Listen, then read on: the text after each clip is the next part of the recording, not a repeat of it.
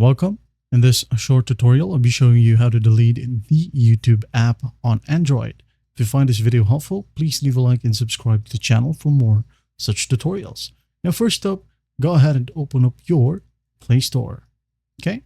If you can't find Play Store right here, just go ahead and tap on the search function right here at the top and then type in Play Store.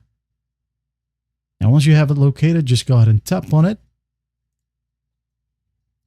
And once it loads, go to the top right and tap on your profile. Okay. Tap on it.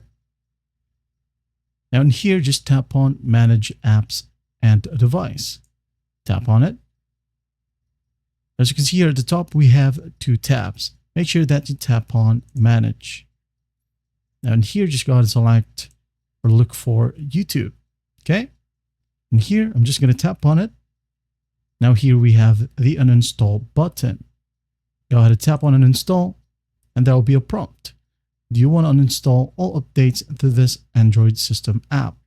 Just go ahead and hit on uninstall, and once done, you're good to go. That's basically how you do it. Well, I hope this video helps, and I'll see you in the next one.